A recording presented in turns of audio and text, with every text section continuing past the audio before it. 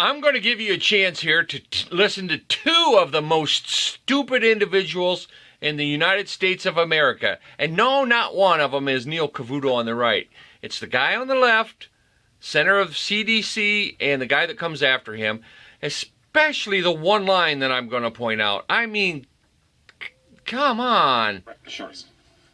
Today we are deeply saddened by the death of the patient in Dallas.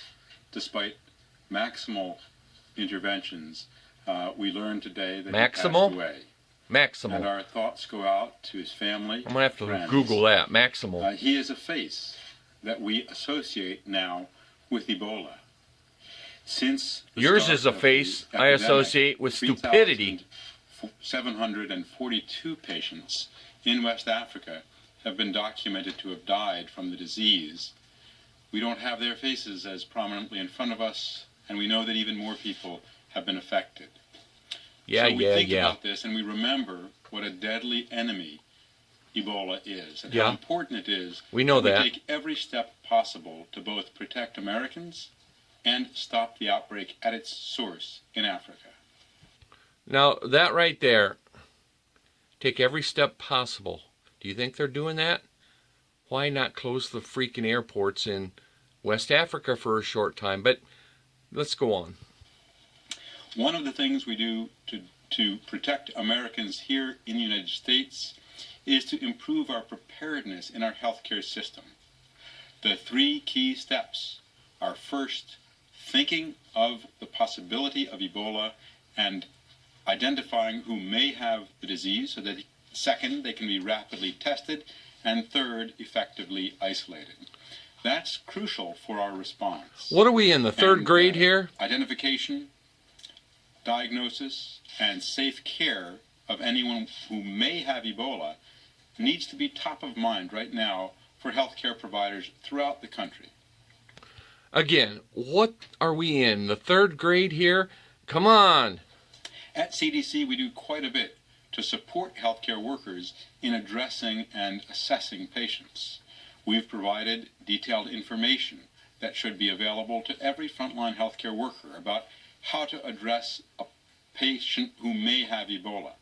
Anyone with fever should be asked if they have been in West Africa, specifically Guinea, Sierra Leone, and Liberia, in the past 21 days, and if so, rapidly isolated, fully assessed, and if appropriate, tested for Ebola.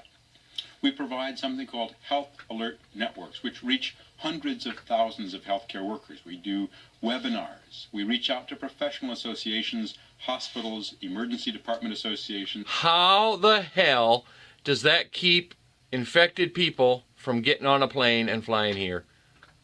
Carry on. Medical associations, and many others, so that we can ensure that the available information is up to date and useful. Unlike you? Right now, the bottom line of what we're talking about today is that we're stepping up protection for people coming into this country and for Americans related to travel.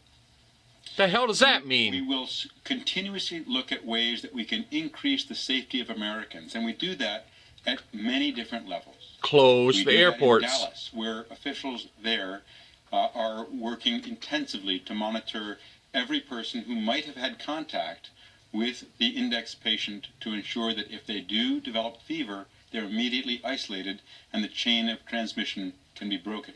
Is that what happened when the guy went to Dallas and, well, go on. We do that in our healthcare system with the kind of outreach I've described, so that patients will be rapidly diagnosed and, if found to have Ebola, rapidly and effectively isolated. Blah, blah, blah, blah, blah, blah. At the source, understanding that until this outbreak is over in West Africa, whatever we do can't get the risk to zero here in the interconnected world that we live in today. It can get one hell of a lot closer to zero if you prevent people from coming to America from those three countries and maybe others. Make them go through a stringent, why do you desperately need to come to America? Sit your happy ass down for 3 weeks and then you can come. And we do that through entry and travel programs, including the efforts that we undertake in West Africa and some that will be described in more detail. By another idiot coming on screen here in a minute. I think before turning it over to Deputy Secretary... Listen to this! Mayorkas from the Department of Homeland Security, This is I would priceless. like to emphasize the basic principles we use when looking at interventions. We continuously evaluate ways to better protect Americans. Protecting Americans is our #1 priority. Then why the hell aren't those airports coming to America from those 3 countries closed? Second, we make sure that whatever we do is something that works, that we evaluate. That would work. That would work. Close those airports. That would work. And that we can think of ways to continuously improve. Third, we recognize that whatever we do, until the outbreak is over in West Africa, we can't get the risk to 0 in this country. That's why we continue to surge the CDC response in West Africa and the whole of government U.S. response in West Africa, and in fact the international response, where we're seeing hundreds of healthcare workers, hundreds of millions of dollars, and intensive effort deployed in the 3 countries most heavily affected. And finally, as we say in healthcare, above all, do no harm. Again, are we in 3rd grade today? We have to ensure that whatever we do doesn't unintentionally increase the risk that we will be at risk. Yeah. Now listen to this. The most priceless statement is right here. To remind us of what happened a decade ago in the SARS outbreak. The SARS outbreak cost the world more than $40 billion. Here it comes. It wasn't to control the outbreak. Those were costs from unnecessary and ineffective travel restrictions and trade changes that could have been avoided. What in the hell? Are you serious? Rewind that a few seconds and listen to that again. That is just incredibly stupid. What we want to do is ensure that we don't undermine our ability to stop the outbreak at its source and unintentionally increase our risk here. So he's saying if we close those airports and prevent people from coming in the first place, while they assess and work their asses off in those 3 countries, which I think they should do, if we close the airports here, that's going to increase the chances? That's exactly what he said. So to outline some of the new measures being taken and review some of the measures that are already taken, I'll turn it over now to Deputy Secretary Mayorkas. Idiot number 2. We're not going to listen to much of what him. Dr. Frieden, the Department of Homeland Security is focused on protecting the...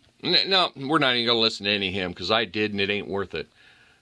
Play that again and listen to it. That's your freaking government at work. I just can't believe this.